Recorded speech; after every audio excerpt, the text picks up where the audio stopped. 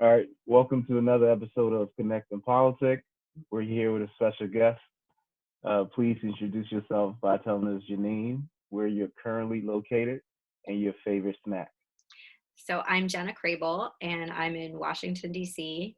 And my favorite salty snack, this is recency because I had it with my lunch, would be chips and guacamole right now.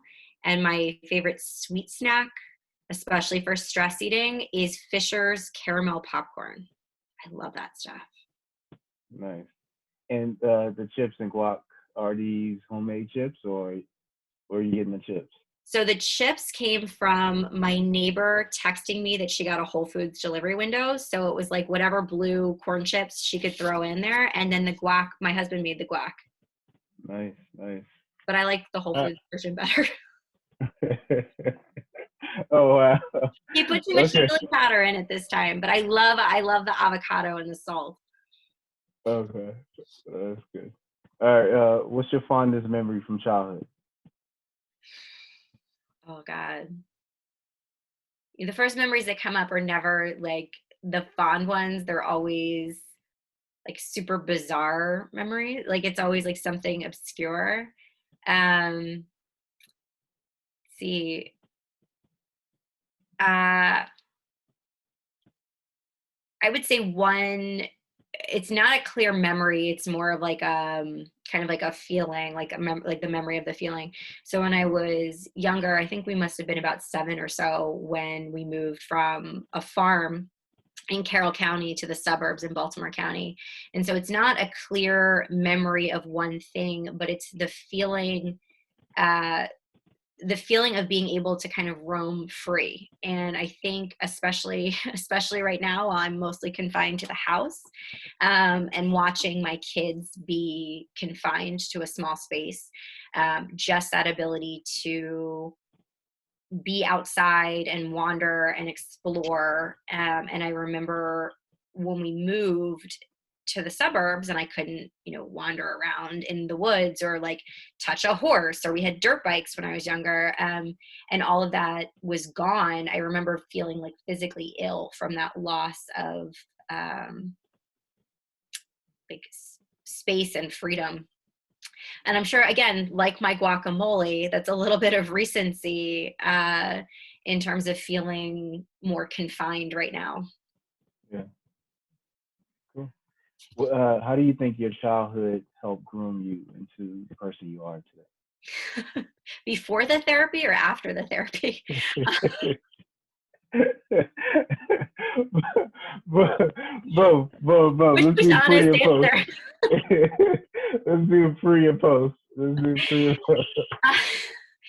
you know, I there were some issues in the childhood. So I I think that oh yeah, that's a loaded answer. I think that the childhood, even the things that were good in it, that freedom or feeling some like connection to things growing or things like that, that now that I'm an adult with kids, I can see there's so much value in that. There's so much importance in that, in them understanding like this is how asparagus grows or a strawberry or little things like that, and having some connection to their world, and not just existing without the connection to other things. I think that that's been important. Um, and then I think for me as a person, there, like I'm sure many people, there were also some things that needed to be addressed and worked out. And it was not a smooth transition from childhood into adulthood. And I think that the rough patches, uh, and really being forced to address those has made me a better person, or a more gentle person or loving person or soft person. I would not enjoy the person I would have become without being forced to work through personal issues. Mhm. No, what? No, it is. It is. Yeah. What are some important lessons that you learned from your parents?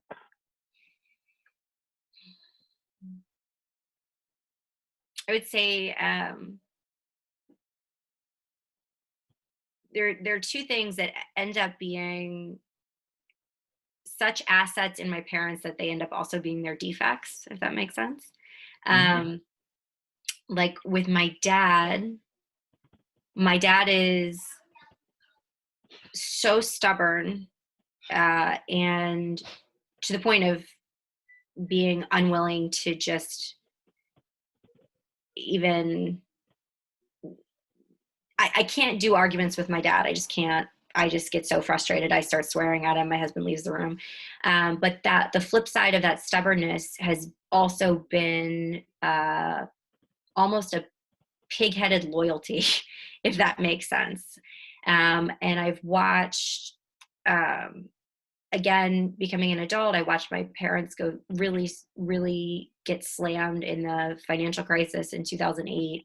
And then I did some work for my dad and his company at one point, and I got to see the inner workings of it. And I was like, this is a financial mess. And like, he wasn't addressing those things because it would have cost people their jobs.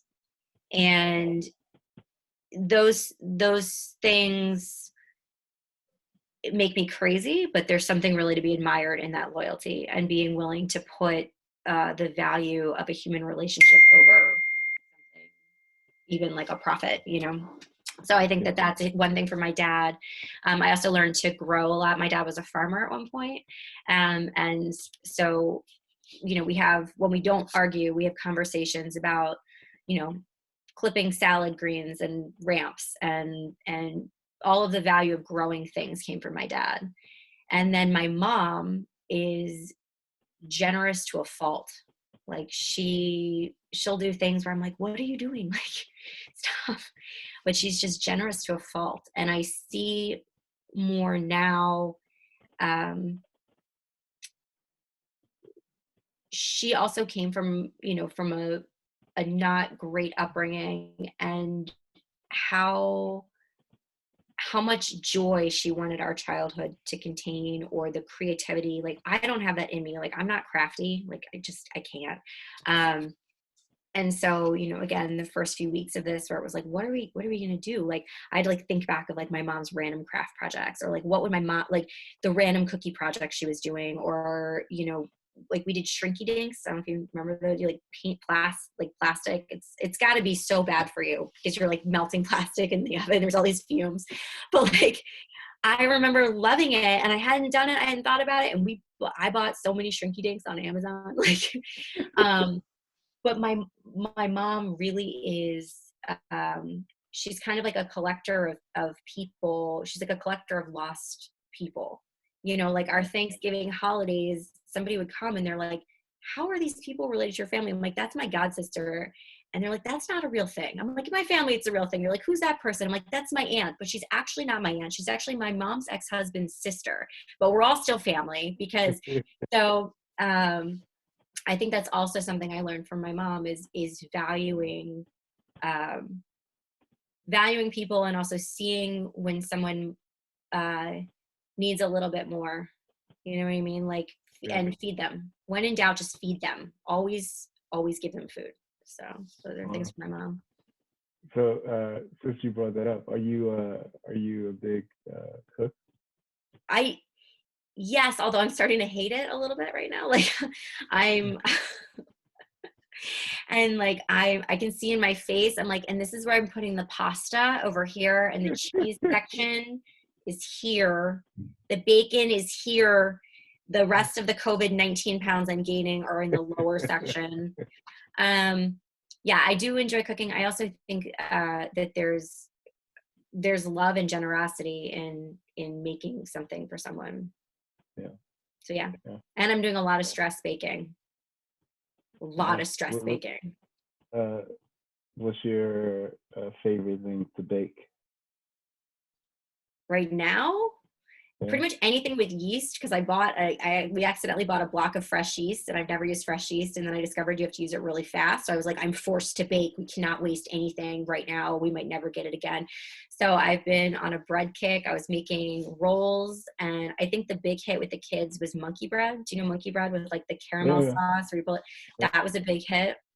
I like to make chocolate chip cookies. I do not have a very good chocolate chip cookie recipe. It's not my big win, but I like to bake them and then freeze them in little balls and put them in the freezer and then wait until my kids go to sleep so I don't have to share with them, and then bake like 4 cookies and just eat it right after they're asleep.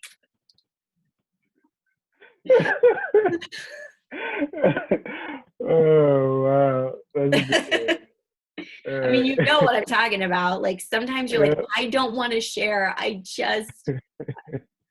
just going to pretend that when you go to sleep, no fun happens. Although I'm doing exactly what they think I'm doing. I'm eating cookies and I'm watching TV. Like it's Yeah, exactly what they think they're missing. that's good. Yeah. What's something that you're not willing to live without?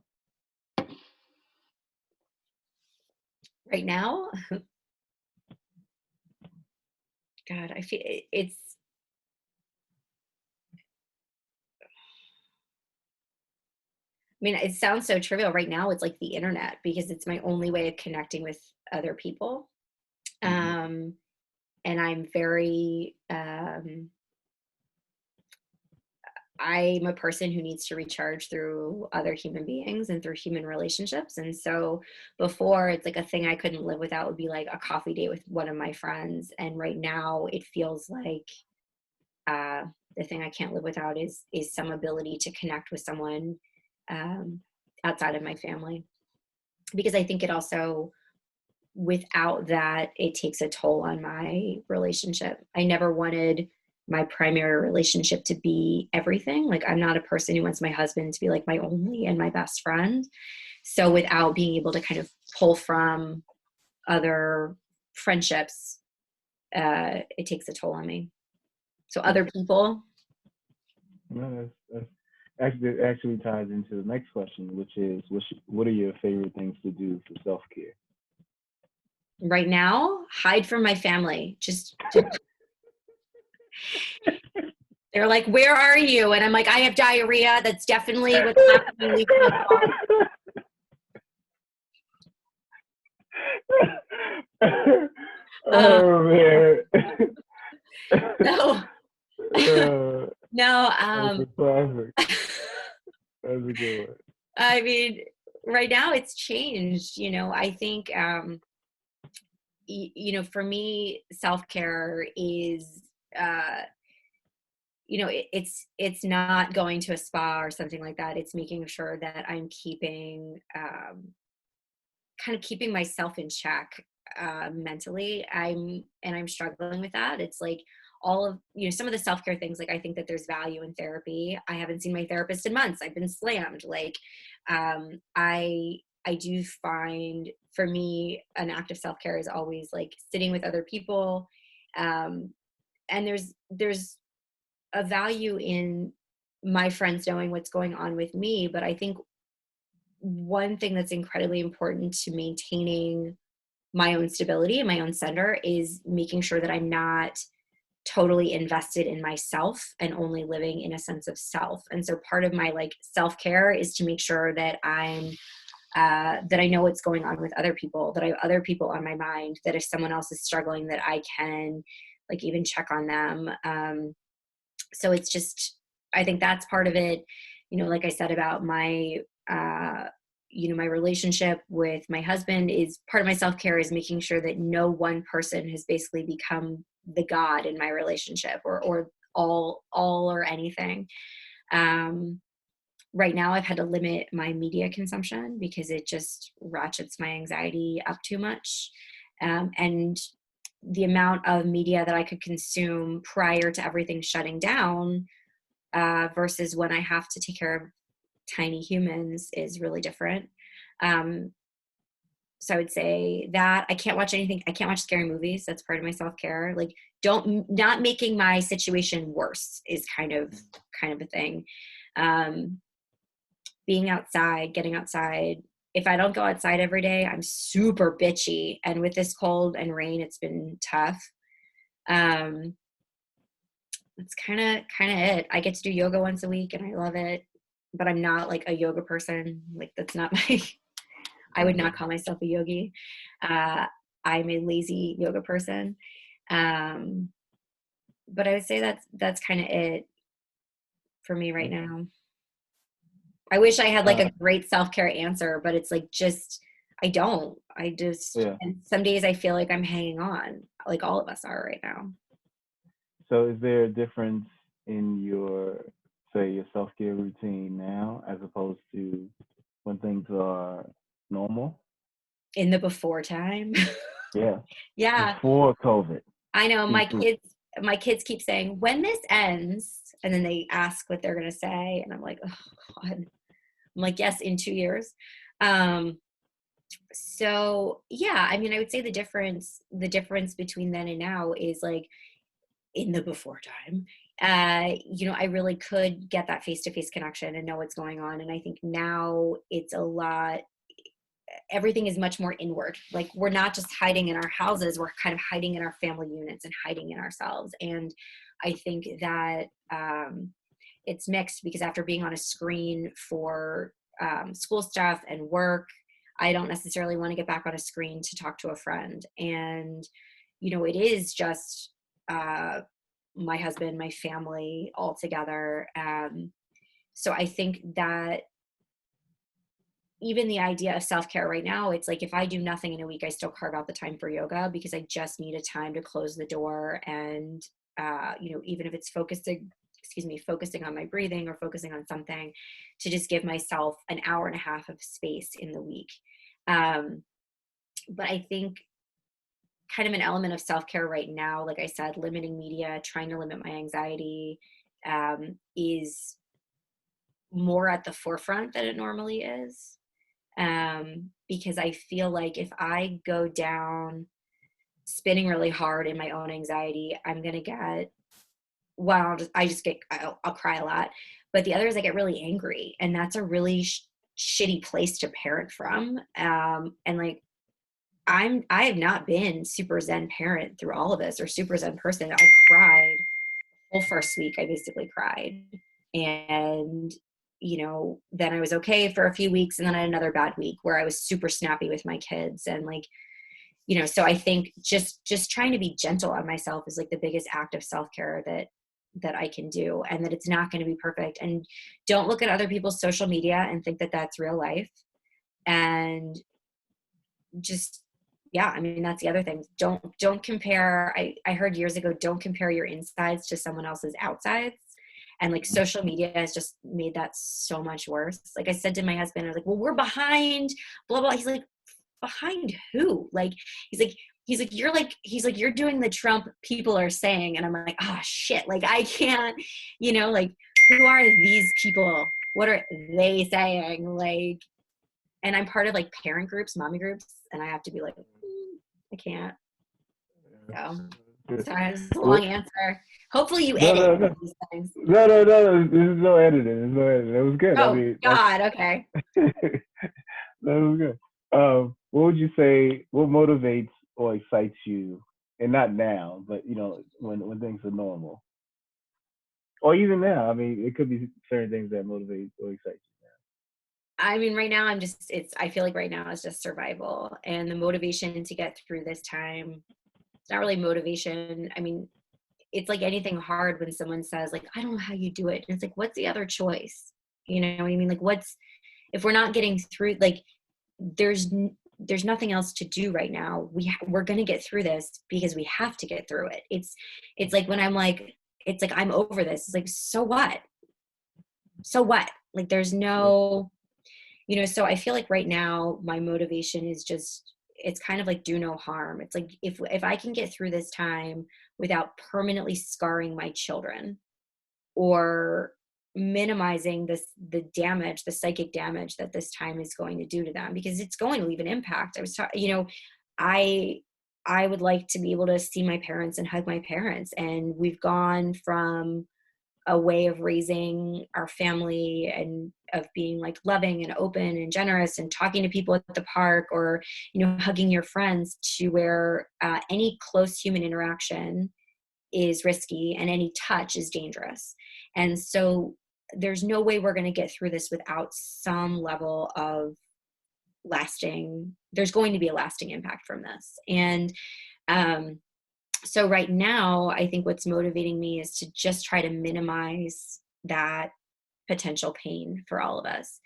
Um, what motivates me in general, there's always survival. Like I'm not a person that feels like my job is particularly, like I'm not like a doctor saving people. Like my job's my job, and um, but I think that like connections with other people and genuinely caring about other individuals is like, what else is there? Like what else is there to life? Like be kind to people and be loving and know what's going on, and that's really it. Mhm. And What do stress you, baking. and what? Stress And baking? stress baking. Just more baking, just more food. I'm very easily motivated by food. Is unfortunate right now. Like, Yeah. Well, food is a great motivator for many, including myself. Um, what do you do in your professional life, and how did you get to where you are? so I do operations for an IT company, and I fell into it. I fell into. I'd had some prior operations experience at a startup, and I ended up through. I think I was crying at a grocery store to my neighbor's wife, and I had gone back from maternity leave to a job that was not the right spot for me, and I could tell I couldn't do it. I could tell it wasn't going to work out. And I was crying to her at a grocery store. And then a couple days later, she texted and she was like, do you have any like bookkeeping experience? And I was like, I do actually. And so I basically fell into working for one of my neighbors when the company was very much a startup. And it's become much more formal. I've actually been with him for, just over 5 years now. Um, and it was different because my background was in direct advocacy and communications. Um, and I'll still, do some comms work. And, I like to use that part of my brain, just the writing. I like having some writing to balance the spreadsheets that I do for my regular job. But yeah, I fell into it, and I feel incredibly fortunate to be working for the person that I work for, especially as my family has grown and we've had some challenges that have required, additional appointments and time off and things like that prior to all of this. And that I work for someone who has 4 children and has never questioned my ability to be a parent and an employee. And I think I could not have asked for a better spot right now. Yeah, Yeah. yeah, no, that's good. What's one thing you would love to learn but you haven't gotten to yet? God, I have a lot of things I'd like to learn. There are times I Can you think pick, if I pick could like one? redo my school path, I would redo some stuff. Um, I would say, When you say your school pass, you mean college? yeah, like I have a liberal arts, I have like a liberal arts bachelor's in I have a liberal arts bachelor's in bullshit. I mean, it's like, uh, isn't that what all liberal arts degrees really are? Um, Thank God I had a minor in business administration. Thank God. Yes. Thank God. Uh, Because that was useful, unlike the rest of it. Actually, I actually love that stuff. I love reading and discussing. And I'm like still friends with one of my history teachers who was like the department head on Facebook. And he's like retired and like putters around with his wife. And I like love it. I love him so much. Um, so I don't know. I mean, there are times where and again, I would say this too, prior to the pandemic, I had been toying with, retraining and actually was eyeing like a nurse practitioner path. But then when this all started, it stopped me because I thought, I don't know that I'm selfless enough to do that. Like I've always been drawn towards jobs or positions of service. And I shouldn't say always. As a teenager, God no. But like once I started to kind of get my shit together in my 20s, after that point where I started to learn the value of that, then after that point, I was more drawn towards service, being of service to others. So if I could retrain and money weren't a thing, I would love to retrain as some sort of social worker, except, again, learning from my mother, I'd probably end up adopting like 10 kids and like hiding people in my closet, and like it would be terrible. My husband would never forgive me. You know what I mean? Like he'd be like opening the basement, there'd be like 6 people living down there, and I'd be like, their apartment was leaking. Like, so there's that. I wish that I had taken some real science classes. Again, see, liberal arts degree. I wish I had taken some real science classes. We've gone through some medical stuff where I had one doctor say to me, "Well, you remember the squares from biology?" I was like, "No, I don't." I was like, "I don't even remember taking biology. Like, I see that it was on my high school transcript, but like, I don't recall." No. So you didn't take any hard sciences in college? I Undergrad? mean, well, no. So I shouldn't say that. So I mean, uh, I did not take real science classes in college. No, I took like Uh-huh. astronomy and oceanography, and I don't remember them. I took astronomy the same time I discovered that there was a drive-through daiquiris like place, like on my way to class. Night class, no. Uh, and then Oh man. no, but I mean, hard is relative. Like in college, I remember I had to take like a math placement test, and I always was like, I'm bad at math. And I took the placement test, and I like freaked out on the test, and I basically was just like, fuck it, like, or whatever. And I ended up placing like super low in like remedial classes. And I had always gone to college prep high schools, and I was with honors and blah blah blah, and so it was kind of like an ego thing. And I ended up being like, you know what, like if I placed it remedial and I'm so flustered that I can't even get through this placement test, like let's take the remedial math. And I took the remedial math, and I took a couple more, and I was like, oh wait, like I think I just never learned this. Like, I think that I had some gaps at different points in my, like my secondary, I think it's secondary. I don't know, whatever the middle school years where I had some gaps. And I think I just missed huge chunks. And then when every math class builds on what you've learned before, Yeah, I yeah. just panicked. And I remember at one point laying my head down on my desk. I was in like an honors pre-calc, and I remember just laying my head down on my desk and crying. And I would go back after class, and my teacher would have to help me, and I would just cry. And I was like, what's failing? And she's like, 60. And I was like, got it. And I got a 63. I'm going to get through this class. So in college, like learning it all from the start, it wasn't that I was dumb or that I couldn't do something. It was that I just didn't have the foundation for it. And then I ended up, taking the remedial classes and taking the classes that I had to take, and taking statistics and loving statistics. And, so I have the same approach. I wish I had taken some real science classes because I probably like it more. And now I just don't have the mental space.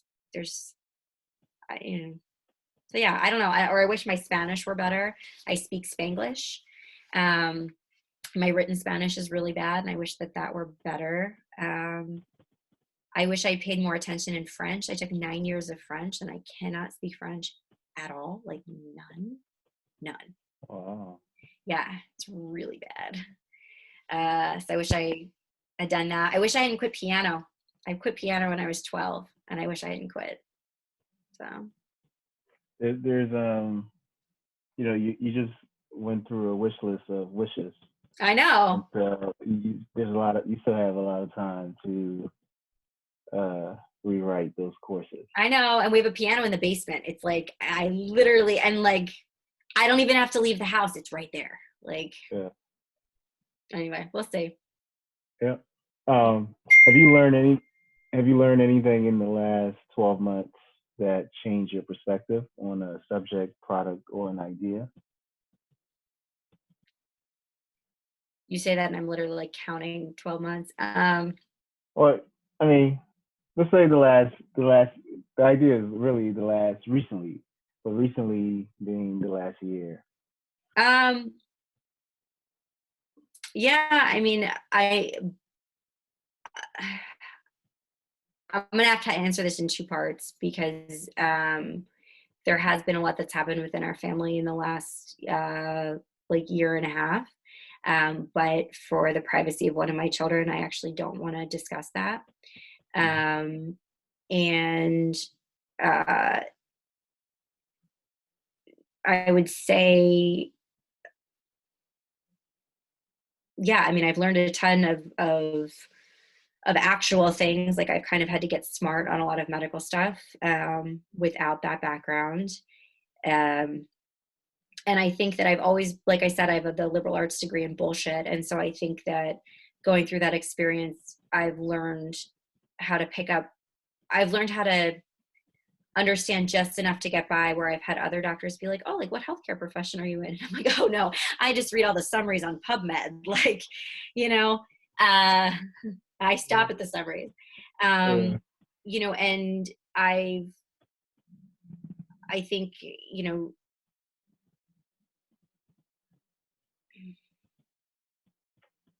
I think that I'm reminded again that,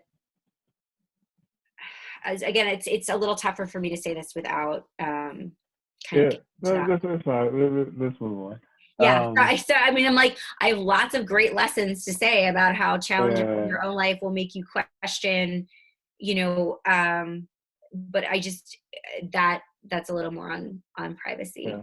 No, Out I of that got it. for them. I worry about Got the digital footprint for the kids. Like I don't post stuff about them on social media. I don't, because I think it's not fair. Yeah. It's not for them. Yeah. Can you think of any advice you would give your younger self? I just thought of a couple things that were inappropriate. So let me hold on. I had to think about that. Um, Oh oh man. man. Oh yeah. I mean, some of it, the inappropriate one, I will say. So I remember, and it's gonna be so different for my kids.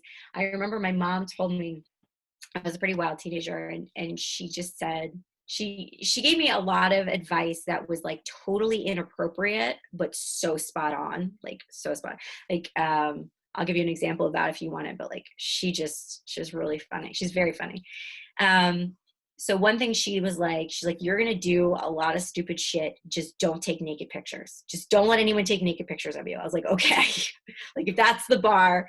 But now that I've had a few kids, I really should have taken naked pictures. Like you just don't know what you got till it's gone on that one. So that might that might be the title of this actually. don't do that. Oh man.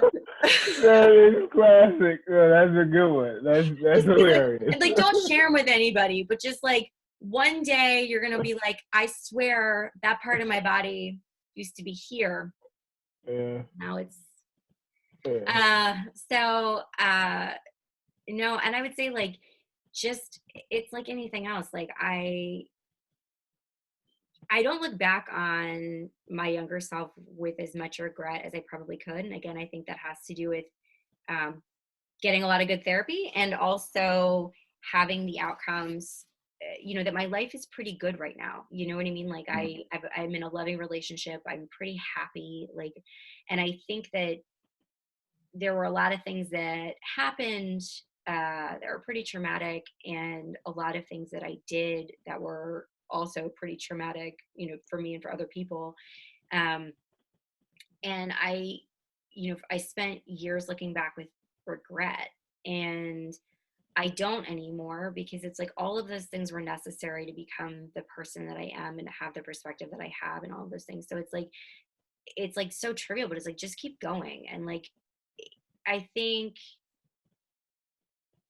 it's almost like you can clean it up, you know, like almost not every mistake you make. I mean, there, thank God that, you know, certain things didn't happen. You know, I didn't kill anybody or, you know, but um, most, most things that most of us do, even when it's terrible, you can usually clean it up. You can't always fix it, but you can usually make it better, or at least like own what you've done. You know, so I think looking back, it's like you'll need to fix this, but just wait, like just wait. So And some real what? shitty, actually I don't want to say what I was about to say, so I'll stop on that one. Yeah. Yeah. What's the best advice you've received?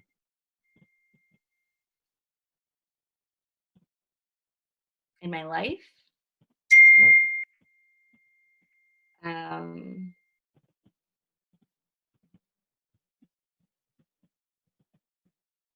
I've received a lot of good advice. Um, I think again, just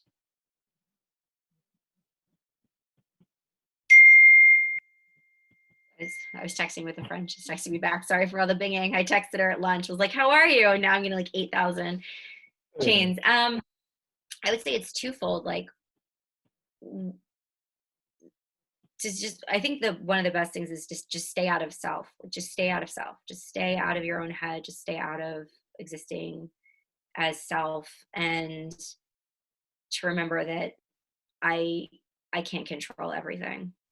Like that there's always going to be something outside of my control and Mm. bigger than me, and I am a happier person when I can exist in those two things.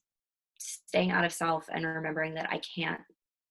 It's never going to be on me to do all things, to make everything better, to fix things, to control things. Um, What qualities or character traits do you admire in other people? um, I think I'm always attracted to like emotional honesty. I find it incredibly hard to be in a relationship with someone that just, when they're always in their head and they can't ever talk about like what's in their heart. And I don't need someone to like, you know, tell me all their deep dark secrets. It's just a matter of like emotional, it if someone is incapable of any level of vulnerability or emotional connection, like that's pretty scary. Like I can't really do that. I don't do well with small talk. I hate happy hours. So those are tough. Like I can small talk all day long, but like it's just, and then I feel very tired. Um, so I'm always attracted to that. Uh, Humor. I can't handle not funny people. Sometimes quiet people scare me, but because I talk a lot. And one of my best friends is very quiet, and she told me in high school it's because she's always plotting something. And I was like, we can be friends. Um, and I've been friends with her for like 20 something years. Yeah. uh, so, um, yeah, I would say emotional honesty, humor. I think anyone who can hang in through a conflict, life's messy. And if you can't work it out, like, I don't know, you know, I think those are things I find very attractive qualities in Right. other people. Yeah. All right. Oh, and also I will say too, in terms of the conflict, because I'm a person who talks so much, like I will say something dumb. Like I will hurt your feelings. Like I don't mean to, my brain goes faster. And so I also appreciate or am attracted to or find value in someone who's also going to say, hey, like that hurt my feelings, or like you messed up. Like I think that also takes a lot of guts. And Mhm. I because I say things, like I'm not going to be always right by any means, like some I'm more than willing to apologize or to admit when like I've messed up, and I want someone to say if I've stepped over that line, and you know give me the chance to talk it out, and it goes with the conflict. So yeah. No, that's interesting. That's actually I would love to dive deep into that dynamic. We'll probably do that for part two. Oh, I get a part two. Woo. Yes. As All I right. said, take For naked pictures and have fun. exactly. There you go. All right. For a fun question, if you won the lottery tomorrow, what would you do? How much money do I get and how much goes to taxes? Like, just tell me what So I net for this scenario. What's my your net? net your net is 300 million. 300 million. Jesus, that's a lot of money. Dude. All right. So I think I would do, I would do some selfish stuff. 100% I would do some selfish stuff. Honestly, I would set money aside like to make sure that like my family and my kids and like maybe their kids would be set financially. And then I would want it to be like sky money where like they still need to work. Like they're not just those like shitty kids who just have money and like don't, you know what I mean? Like not that the money would be a surprise and they would have no idea what to do with it because I think that's its own problems. But I think that would be great to not have to worry. And I'd pay off my car payment. And I already paid off my student loans, so I'd be cool there. Um, I think I would worry about wanting to like Santa Claus it with some people, but there are some people that I would want to like directly give money to, like my parents who, you know, again, the generosity to a fault, like they made some terrible financial decisions that were really for the benefit of like my brothers and I. So I would want to like make them whole. Um, if I got it right now in the middle of this pandemic, my sister-in-law lost her job, so I would want to give them some money. My younger brother got furloughed. I would want to give him some money. Um, and I would want to help some folks who have helped us function. Like one of them was actually our former nanny who, is not a US citizen, and I can't see her ever landing in that level of wealth. And I would want to like set up like her and her children. So that's like the micro level. And then I would want to like, I don't know, I would want to do something like cool with it. And I would want to try and fix some problems that throwing money can help. And I don't know what those would be. And so I think it would probably be funding things that are important to me. Honestly, I would want to be like one of those fancy donors that like writes big checks to things I care about. I'm serious, like, and there are things I care about that I think are constantly under attack. Like climate change keeps me up all the time. So it's like if there is some way of funding anything, like if like even if it's like small, if DC government were like, you know what, for $20 million, everybody gets clean energy in the district, I'd be like, boom, let's do it. Solar, boom, boom, boom. Like something that would be a little bit lasting. So it's like the thing I would put money towards the things I care about, which would be climate change. Right now, it would be towards public health. Because I think that we are in a lot of trouble. I think there are a lot of people that are hungry, that need food. I think especially when you've closed schools, which was catching kids, schools were feeding children and catching kids who were otherwise getting screwed by the lack of a safety net that's been dismantled over the years. And so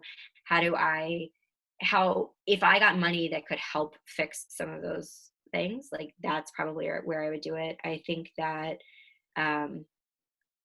if again, there are other things I care about. I care about reproductive health issues. So I would want to fund that. I would want to like create, if I could create a fund that would allow people who need access to healthcare to get healthcare, do that. I just, even when I say that I would want my family to be set up, it's like if I've set up my family with money and I've left the rest of the world burning, then all I've done is left my children in a burning world with money. Like that doesn't do anything. I don't know. I think that there's some major issues that we have to fix from the bottom. We can't just like rely on being on the top. So it's like, yeah, I would love to do the selfish stuff. I would like to replace my minivan with a Tesla. That'd be cool, but I think I would want to make some individual changes, but I think I would probably want to put my money towards some things that I care about. Like if I could buy another Supreme Court justice, that would be great. Or like, who is it? Was it Walt Disney like froze himself? Like if I could like whatever RBG needs, just like a personal fund, I would hire a scientist to make her new organs just in case she needs them. I don't know, but you know what I mean? Like how can I help? How can I help? Oh man. And I wouldn't want to be like weird helping. Like I wouldn't want to be like, here, random poor person, like here's my money. Like, like, Yeah. but I think that it'd be great to fix some stuff. Nice, nice. That's But the that's government a would probably just take it. So that's a large list. I'm not sorry. sure. You said it I'm was not sure. 300 million. If it was like 1 million, it'd be different. Yeah, yeah. All right. What values are you hoping to imprint in your kids? Don't be shitty. I mean, that's just to be, I mean, I think just being, I think there's a lot to be said for being kind and thoughtful. And I think that uh, it's a bigger question. It's like when you talk about values, like there's the things about like being kind. Right now, I don't want them questioning authority because I am the authority. But like in a few years, I'd like them to question the authority. But if they can just think about other people, I would love that. And that's really tough to teach little kids. I also there's also some stuff that I'm not going to say this in the right way, but I think also because some of my children are going to be white men, I think also teaching them that they're not special. It sounds bad, but like um, it goes back to the idea of if we can't fix bigger problems, none of us are going to end up in a great place. Um, so I think teaching my kids, I would love for them to be kind and thoughtful and respectful and know that the world is big and can be great or can be scary, but if they need to help. They need to be helpers. And I don't know. Sounds bad when I'm like, you're not special, but like, I want them,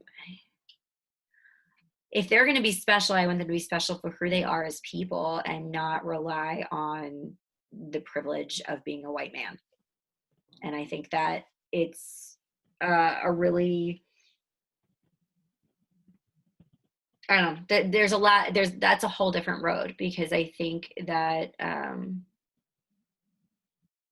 having kids right now during this time and place and this current administration um, makes me want them to know more and to fight more and to know what's right and wrong and be willing to stand up more. And it's a weird thing for me to say to like a 6-year-old.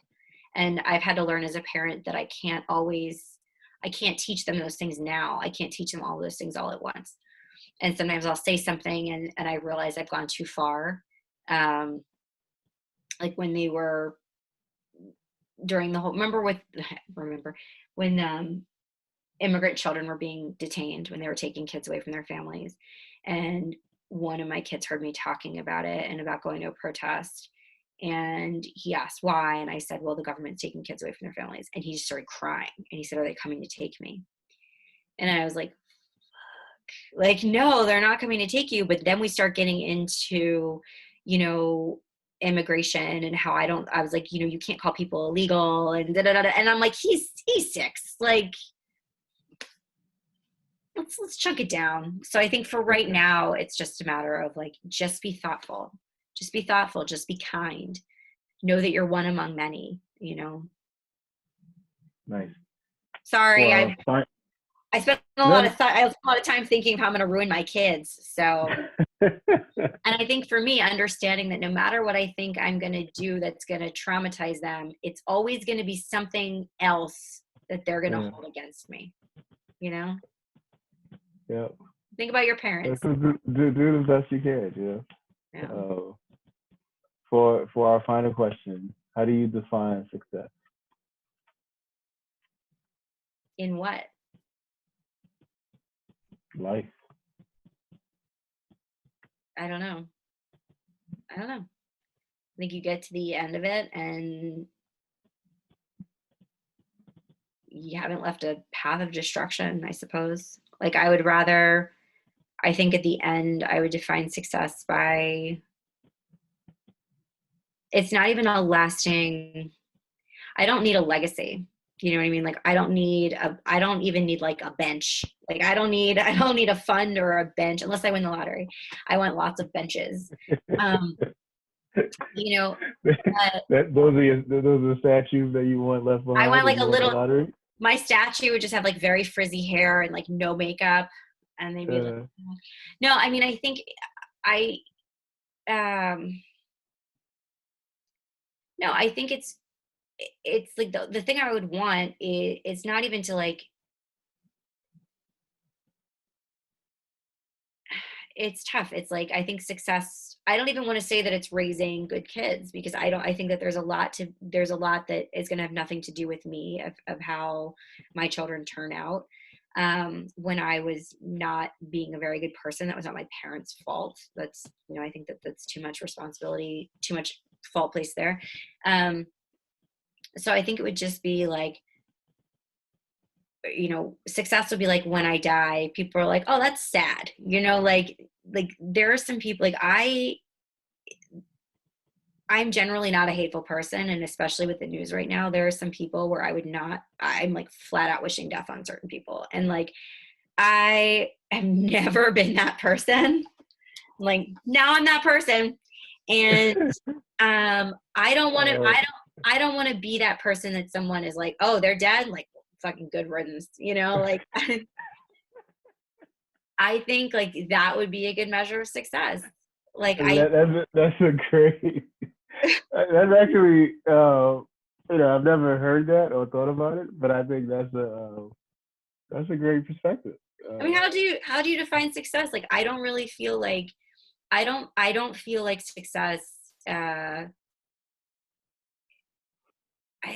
you know, it's like I would love a little bit more money just so that we wouldn't have to worry sometimes. But like we're fine. You know, like what I would like I would like a master's degree because I enjoy learning, not because I need one for a job or something like that. You know, we talked about the things like I'd love to learn how to play piano because I wish I hadn't quit.